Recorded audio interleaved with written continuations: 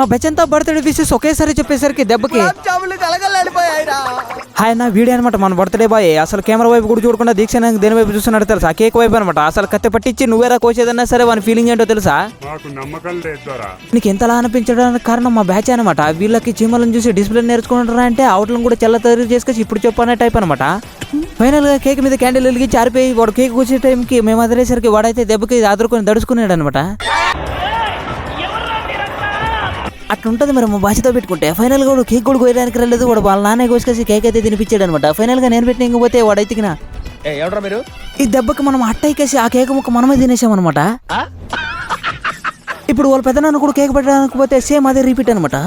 మీరు ఇంకా ఈ కేక్ ముక్క ఎవడు పెట్టడానికి చూసినా సేమ్ ఇదే రిపీట్ చేస్తాడు. మనకి మా దొండ పిల్లంపచ్చి దొరుకున్నట్లు ఇదైతే లోపలికి తీసుకెళ్ళాను అనమాట. ఇంకా వాళ్ళందరికీ సరిపోయేలా నీట్ గా లడ్డు కారాలు అయితే డెకరేట్ చేసి పెట్టామన్నమాట. ఇంకా మనమే పెంచేది కాబట్టి వీడియో తీసుకోవడానికి కుదరలేదు. ఇవన్నీ పంచకేసి మనం తినేసరికి నన్నే వదిలేసి పెట్టిపోయారు అనమాట మా బ్యాచ్.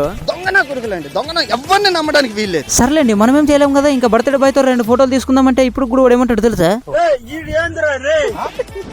ఇంకా అంత బాగా చెప్పినప్పుడు బర్త్డే రోజు బర్త్డే పైన ఇబ్బంది పెట్టకూడదు అనమాట. మనమైతే బయలుదేరేమే, మీరైతే ప్లీజ్ సబ్స్క్రైబ్ చేసుకోండి. ఇంకా